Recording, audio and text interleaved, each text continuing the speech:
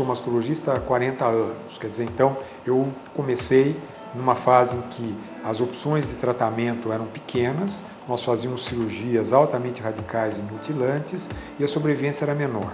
A pesquisa, não só para o câncer de mama, especificamente, falando em câncer de mama, nós vemos que tudo que se tem de tratamento hoje para câncer de mama vem das pesquisas. Tudo que se tem de diagnóstico moderno, diagnóstico rápido, esse conceito de que fazer a mamografia reduz a mortalidade do câncer de mama foi tudo trazido de pesquisa. Buscar o conhecimento, a curiosidade é algo que é inerente do ser humano. Na área da medicina, na área da saúde não é diferente.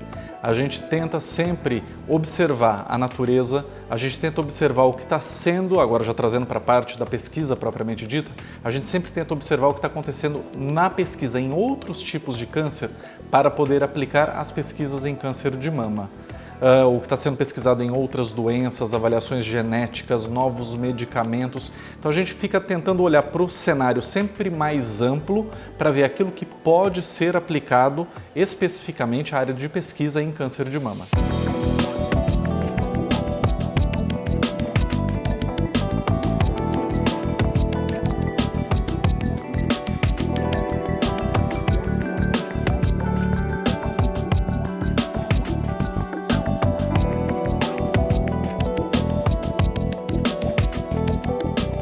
De acordo com a Sociedade Brasileira de Mastologia, o câncer de mama é o segundo que mais causa vítimas. Os índices em relação à doença são altos. Segundo o Instituto Nacional do Câncer, em 2018 são estimados 59.700 novos casos. Se a gente for pensar só no Brasil, são esperados quase 60 mil novos casos de câncer de mama para esse ano de 2018. Ou seja, a cada 9 minutos, se a gente fizer uma média, a cada 9 minutos, uma mulher está recebendo o diagnóstico de câncer. Outro dado que evidencia o câncer de mama é a taxa de mortalidade. Em 2013, houve 14.388 mortes, das quais 181 homens e 14.207 mulheres. Câncer é uma palavra que já denota malignidade. Então não existe câncer benigno ou maligno. A palavra câncer, ela se refere exclusivamente aos tumores malignos.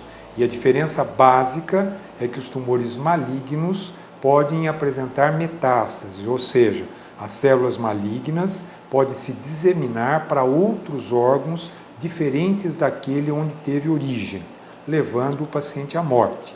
Os tumores benignos, sejam eles de que área for, não têm a capacidade de se disseminar para outros órgãos. Existe uma história natural do câncer de mama e ela está relacionada à ação hormonal. Existem alguns fatores de risco para câncer de mama. Quais são eles? Uma menarca, ou seja, a primeira menstruação muito cedo. Uma menopausa, ou seja, a última menstruação muito tarde. Não ter filhos, não amamentar, uso de terapia hormonal, antecedente familiar de câncer de mama, todos esses são fatores que aumentam o risco da pessoa ter câncer de mama. A maior parte dos cânceres de mama, eles são chamados casos índice. Se nós formos pesquisar entre as pacientes acometidas de câncer de mama, uma minoria tem um antecedente familiar para câncer de mama. O risco não deve ser interpretado da seguinte maneira: eu tenho muitas pessoas com câncer de mama na família, eu vou ter câncer. Não.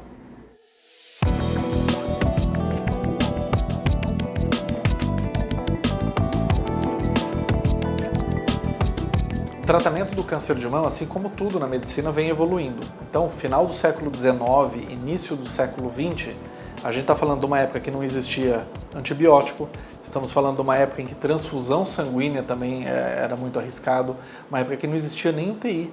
A anestesia estava começando a dar os primeiros passos. Então o tratamento do câncer de mama, ele se aproveitou muito da evolução do tratamento da medicina. A pesquisa sempre começa com uma dúvida. Você tem alguma dúvida sobre alguma coisa, e aí, para responder essa dúvida, você tem que fazer uma investigação. Você pesquisa e depois esses dados têm que ser publicados.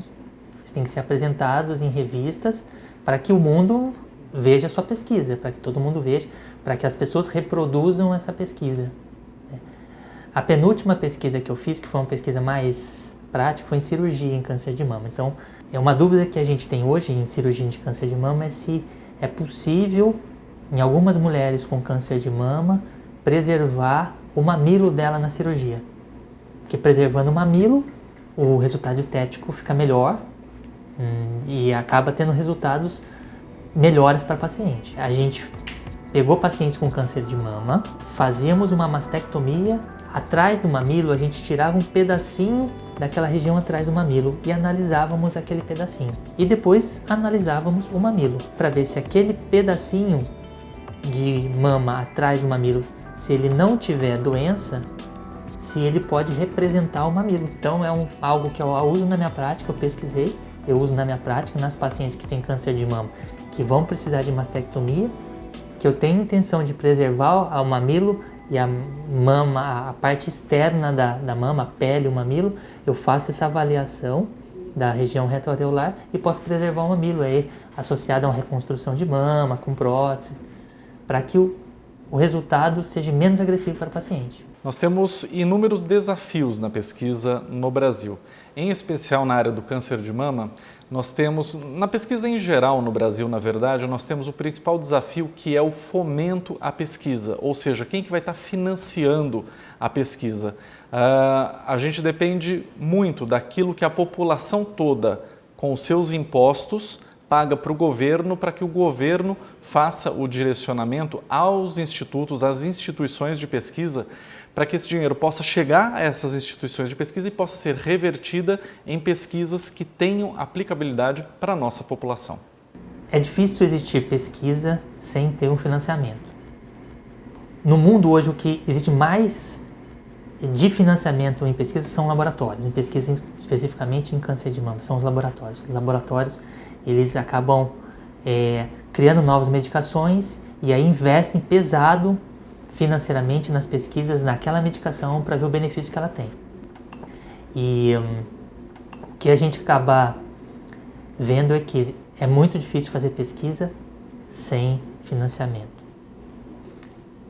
Excetuando esse financiamento privado, que são os laboratórios, a gente tem os financiamentos públicos, né? No caso do estado de São Paulo, a gente tem FAPESP, no Brasil a gente tem CNPq, que financiam pesquisas, só que existe uma dificuldade de liberação desses recursos para pesquisa também. Não é fácil. Tem muita gente precisando. Para você ter uma ideia, há uns anos atrás, os financiamentos da FAPESP, que é o órgão de fomento aqui do estado de São Paulo, financiava valores, independente do valor, se a pesquisa tivesse qualidade, ele financiava. Hoje eles limitaram a R$200 mil. R$200 mil a pesquisa. E se você precisa de um equipamento que custa mais que isso, não fornece. Apesar da diversidade da população, o Brasil ocupa o 14º lugar no ranking de investimento em pesquisa clínica, liderado pelos Estados Unidos, Europa e China.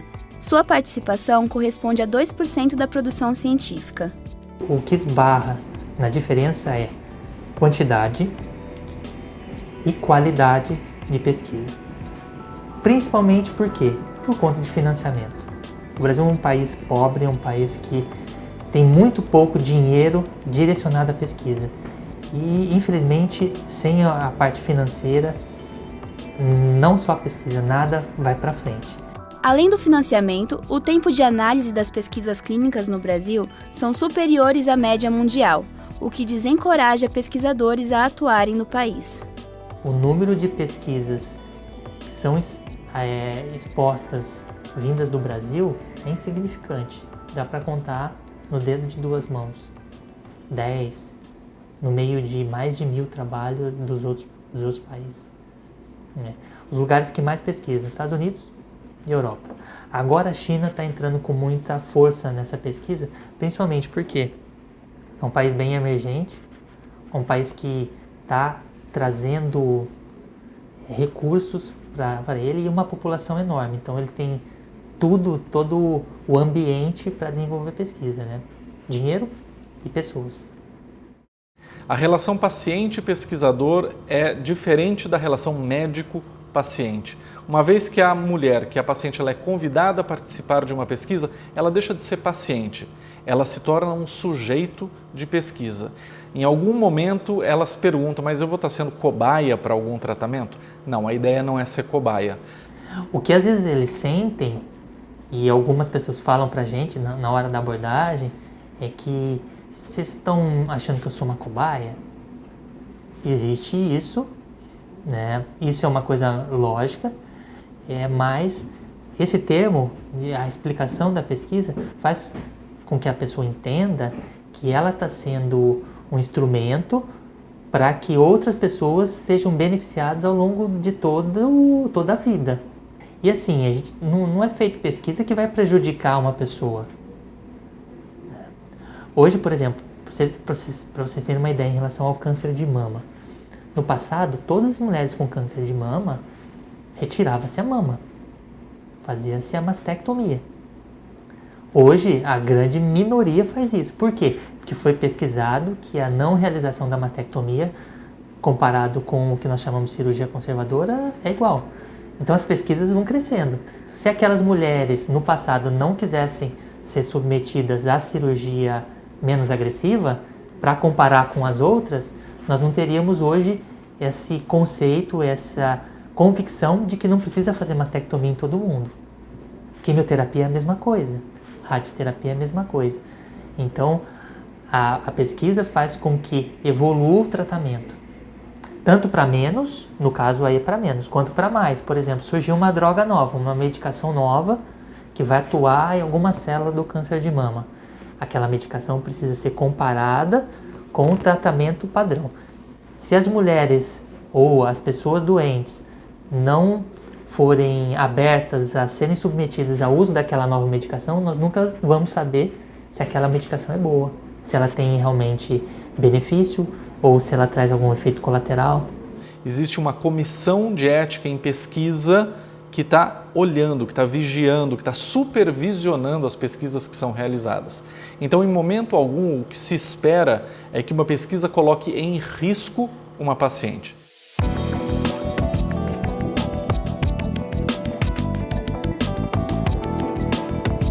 A pesquisa no câncer de mama sobressai o projeto, ocasionando influência na vida de diversas mulheres vítimas da doença. Os medicamentos desenvolvidos, tratamentos e terapias resultantes das pesquisas médicas atuam cotidianamente, proporcionando uma melhor qualidade de vida. Ela olhou, viu e falou para mim: olha, sim, nós estamos aqui com um caso de câncer de mama. Nós estamos aqui com um casinho aqui de câncer de mama grave. E brinquei ainda com o meu patrão, né, falando para ele: nossa, eu não estou aguentando de dor no meu seio. Aí ele deu uma olhada e falou: nossa, tá bem inchado, né? Eu posso te examinar? Eu falei: lógico, ele é médico. Aí ele foi fazer, né, a parte da axilas. Aí ele falou para mim: não, você precisa procurar um ginecologista urgente. O meu câncer, ele é totalmente hormonal. Ele veio em virtude do uso do anticoncepcional por muitos anos. Eles falam que o meu câncer é por causa do hormônio, né? Porque tem vários tipos de câncer, né? O câncer de mama, ele se alimenta do hormônio sexual feminino. Então, tudo aquilo que a gente oferece de hormônio feminino precisa ser evitado quando a mulher sabe que tem ou uma predisposição muito forte para desenvolver o câncer ou quando ela já tem o diagnóstico de câncer. Então, pílula anticoncepcional, os medicamentos que são usados na menopausa, essas medicações que contêm hormônios femininos, elas devem ser evitadas por quem tem muito risco ou por quem tem risco de desenvolver o câncer de mama. Um dos maiores exemplos de pesquisa no câncer de mama é a classificação através dos BIRADs, uma sistematização internacional categorizada de 0 a 6 para avaliação mamária, interpretação do exame e confecção dos laudos de imagem, especificamente da mama. Estava na fase 3, na época que eu fui para Campos Sales, né? Aí estava na BIRRA 3. Quando eu fiz a biópsia, aí ela já estava na última fase, né? Que é a BIRRA 6. Que é aquela que, se não correr, ela lastra. O que é o BIRADS? BIRADS é um sistema criado pelo Colégio Americano de Radiologia há anos atrás, que ele está ligado aos exames de imagem de mama, que nos dá o risco daquela imagem que apareceu ou no ultrassom, ou na mamografia, ou na ressonância de mama, ser câncer de mama. Então, o BIRADS, ele é um risco antes da pessoa saber que tem câncer. Como que foram feitas as pesquisas na época que determinou esse sistema. Ó, eu tenho uma imagem com essa característica. Faço uma biópsia para saber o que é aquela imagem. Deu câncer? Inclui a paciente. Não deu? Inclui a paciente. E após inúmeras, assim, milhares de pacientes sendo vistas com aquela mesma imagem, a gente consegue concluir que aquele tipo de imagem tem um risco de ser câncer de 1%.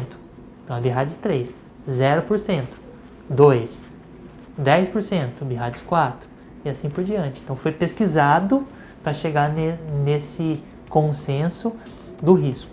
No tratamento do câncer de mama, a hormonioterapia sistêmica é utilizada por meio de medicamentos que bloqueiam os receptores de estrogênio ou reduzem o nível da substância nas mulheres. Esse medicamento que eu vou tomar por 5 anos, que eu já estou tomando, chama-se tamoxifeno e é um bloqueador hormonal. É um bloqueador hormonal, significa que eu não tenho mais hormônios no corpo, significa que eu estou na menopausa induzida, com 43 anos. Então, a hormonioterapia, na verdade, é um anti-hormônio que a gente dá para a paciente. Quanto tempo? Geralmente os pacientes usam de 5, às vezes até 10 anos a hormonioterapia. Existem vários tipos de drogas, vários tipos de comprimidos que podem ser utilizados na hormonioterapia. É um comprimido, geralmente, um comprimido ao dia durante 5 anos. E cada médico ou oncologista vai acabar determinando para aquela paciente e para aquele tipo de tumor qual é a melhor hormonioterapia que ela vai fazer. Então é um efeito anti-hormonal que a gente oferece durante 5 anos e que tem efeito na vida da mulher por mais 10, por mais 15 anos. Eu reuni a família toda, minha mãe, meus filhos, minha irmã, todo mundo veio em casa. E eu estava de touquinha. E o mais bonito disso tudo, que todo mundo falando, né? E eu cheguei para um dos meus netos, né? Que é o mais dengoso comigo. E eu falei para ele assim, ele falou assim, a vovó tá doente, né? Aí eu falei, não, a vovó não tá doente. E o que você acha, né, da vovó assim? Peguei e tirei o gorrinho. Aí depois eu começo a dar risada, porque ele falou assim, nossa vovó, você tá mais bonita do que as mulatas do Exalta Samba, né?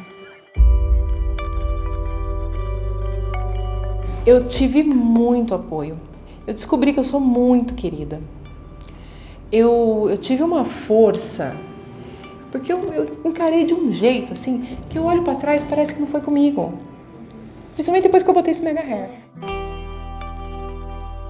Que eu imagino no futuro para o câncer de mama. Muitas mulheres vão ser feito o diagnóstico para câncer de mama, vai ser feita uma avaliação genética daquele câncer e nós vamos poder saber, esse câncer eu vou tratar dessa forma, que é melhor dessa forma. Esse de outra forma, um vai ter cirurgia, outro vai ter medicação, outro vai ter radioterapia e muitos podem não ter nada. Algum tipo de câncer que fala, isso aqui não vai matar a mulher, é um câncer de mama, mas com crescimento muito lento, que geneticamente a gente sabe que não vai causar mortalidade para a pessoa. Então, para que eu vou fazer uma cirurgia? Para que eu vou submetê-la a uma quimioterapia se eu sei que esse câncer não vai gerar uma mortalidade, né? Ou uma morbidade, né? Uma agressão à pessoa? O futuro da pesquisa está muito interligado com o avanço da tecnologia, tanto da tecnologia computacional quanto da tecnologia biológica. A gente tem observado que nós temos trabalhado cada vez mais com um contingente, com uma quantidade de dados muito grande. Isso há 30 anos atrás seria impensável de se fazer o processamento de tantos dados ao mesmo tempo. O grande caminho que a gente terá para a pesquisa é sair da pesquisa de grandes grupos, mas cada vez mais focar naquele indivíduo. Qual é o melhor medicamento disponível dentre tantos que foram desenvolvidos para aquela pessoa ou aquele grupo de indivíduos específico.